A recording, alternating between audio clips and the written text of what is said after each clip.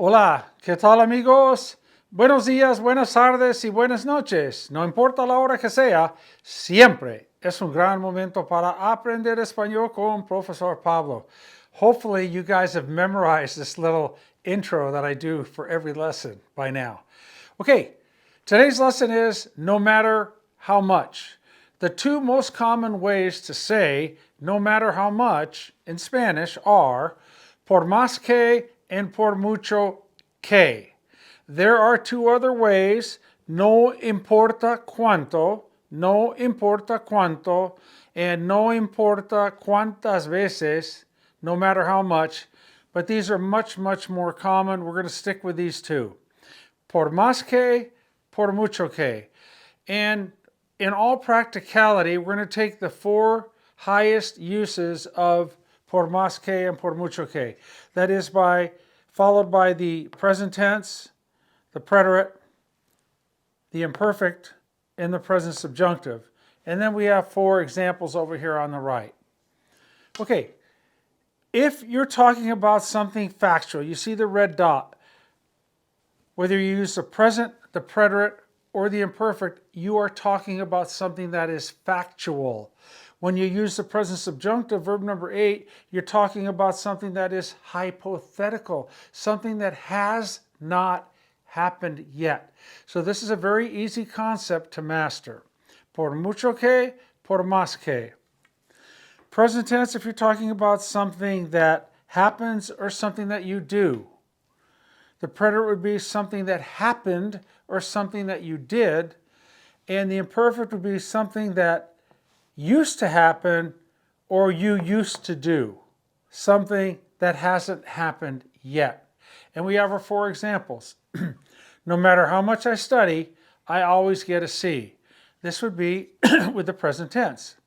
Por más que or por mucho que estudio, I always, siempre, saco una C.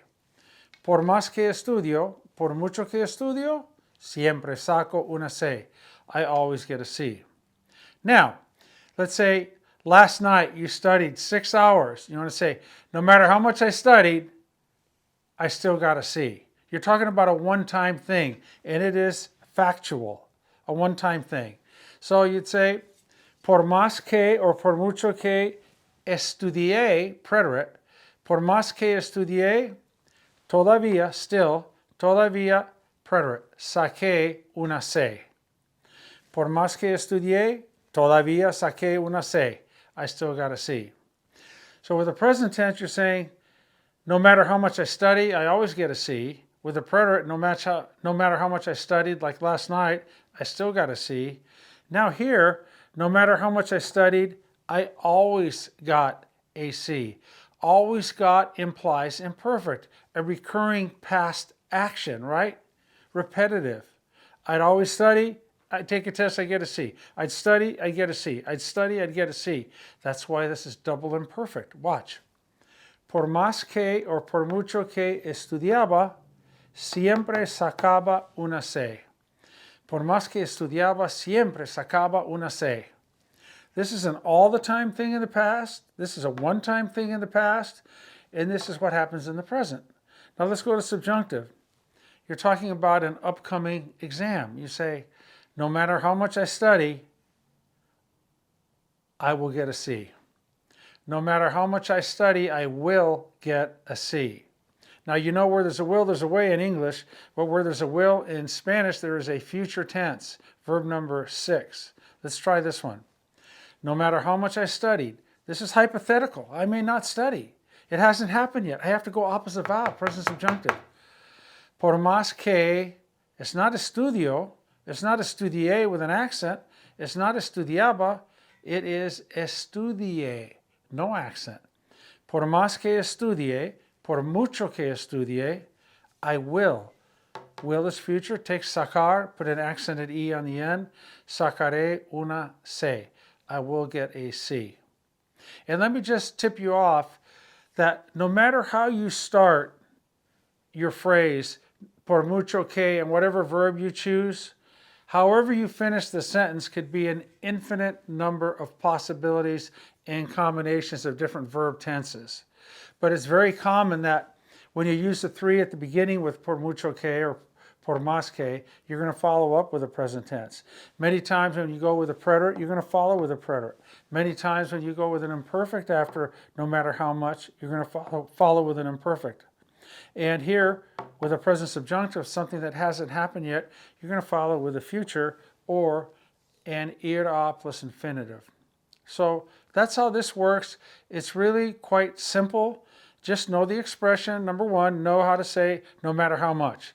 Por más que or por mucho que. Then you make that big choice. You jump into that language learning module and you think, okay, am I talking about something that I do that happens? I'm going to go present. Am I talking about something that I did, like a one-time thing, it happened, it's over? Then you're going to go preterite. If you're talking about something that you used to do, right, or something that used to happen, you're going to go imperfect. And if you're going to talk about something that hasn't happened yet, you're going to go present subjunctive. It is as simple as that. Remember, when you use present, preterite, or imperfect, what you're talking about after no matter how much is something factual, something that you do, did, or used to do, something that happens, happened, or used to happen. But down here with the present subjunctive, it has not happened yet. Okay, that's it. Gracias por escuchar. Esta es la lección de hoy. Felices fiestas, amigos. Ho, ho, ho. Feliz Navidad. Ya viene la Navidad. Whatever holiday you celebrate, whether you celebrate Christmas or not, we celebrate you celebrating whatever holiday you celebrate. So happy holidays to all, and peace, love, and kindness. Okay? Hasta pronto. Take care. Love you guys. Bye.